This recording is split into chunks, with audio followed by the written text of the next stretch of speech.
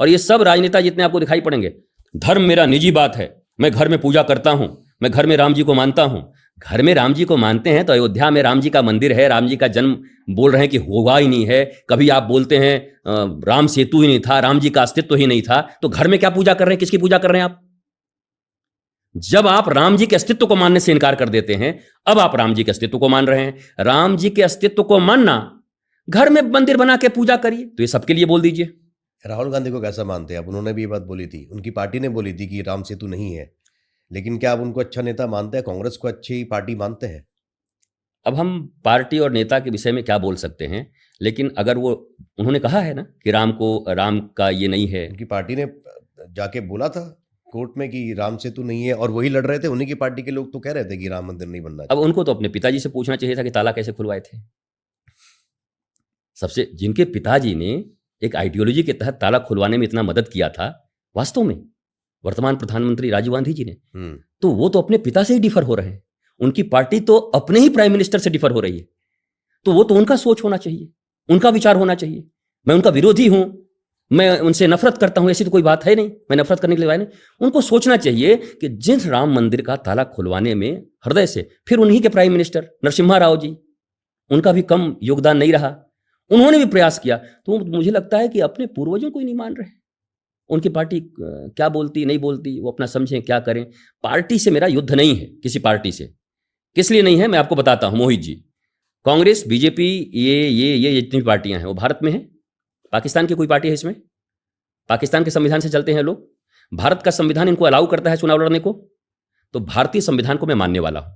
अगर भारत का संविधान इनको चुनाव लड़ने को अलाउ करता है, इसका मतलब भारत का संविधान इनको आतंकवादी नहीं मानता, भारत का संविधान इनको बेकार नहीं मानता, इनको अपराधी नहीं मानता, इनको भ्रष्टाचारी नहीं मानता। तो संविधान जब इनको मान रहा है और वो चुनाव लड़ रहे हैं, अब चेतना और विवेक जनता की है कि जनता किसको चुन रही है। और हम भी किसी कांग्रेस, किसी बीजेपी, किसी सपा, किसी बसपा के लिए नहीं पैदा हुए इस पृथ्वी पर, इस भारतवर्ष में। हम बस जन्म लिए हैं भारत माता की अस्मिता की रक्षा के लिए, संस्कृति की रक्षा के लिए, भारत में उत्तम शिक्षा, उत्तम चिकित्सा, निःशुल्क और अविलंब न्याय और भारतीय सनातन संस्कृति के साथ साथ आधुनिक विज्ञान के सम्मिश्रण से भारतीय बच्चों को पढ़ाने की जो व्यवस्था कर दे, हमें अपनी संस्कृति से परिचित करा दे, मैं उसके साथ खड़ा हूं। मिस्टर राहुल गांधी अगर इसके साथ खड़ा हो जाएं, तो मैं आज राहुल गांधी के साथ खड़ा हूं।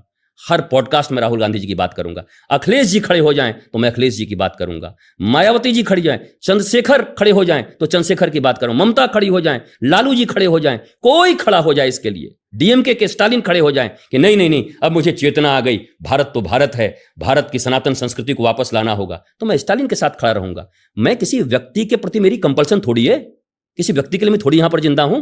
मैं अपने राष्ट्र के लिए, अपनी संस्कृति के लिए, मानवता के लिए, ब्लिसफुलनेस के लिए, आनंद के लिए, ज्ञान के लिए, सत्य के लिए इस पृथ्वी पर खड़ा हूं 70 साल तक।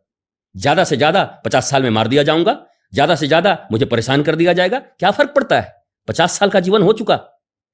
सत्य में ही जीना है, सत्य के लिए ही जीना है, आनंद में जीना है और आनंद के लिए जीना है। तो व्यक्ति से नफरत नहीं और व्यक्ति से मोहब्बत भी नहीं, नीतियों से, संस्कृति से, सचमुच के धर्म से और मानवता से मेरा गहरा प्रेम है। इसके लिए केवल सनातन संस्कृति काम करती है, वसुधैव कुटुंबकम। इसलिए मैं सनातन के साथ हूं। और सनातन संस्कृति को जो जो लोग स्वीकार करते हैं वो सब मेरे हैं, और जो स्वीकार नहीं करते, जो गलत बातें बोलते इसके विषय में, मैं उनके पक्ष में नहीं हूं, मैं उनके विरोध में खड़ा हूं। मैं अपने लोगों को जागृत कर रहा हूं। तो आपने सुना होगा, सच बोलना बगावत है, तो समझो मैं भी बागी हूं। तो हर संत, हर ऋषि यही तो हैं, वो सत्य के साथ खड़े होते हैं। इसलिए व्यक्तियों के, क्या आप मोदी जी के एजेंट हैं, क्या आप राहुल जी से नफरत करते हैं, क्या आप अखिलेश जी से नफरत करते हैं, क्या नफरत और प्रेम का क्या मामला है यहां पर?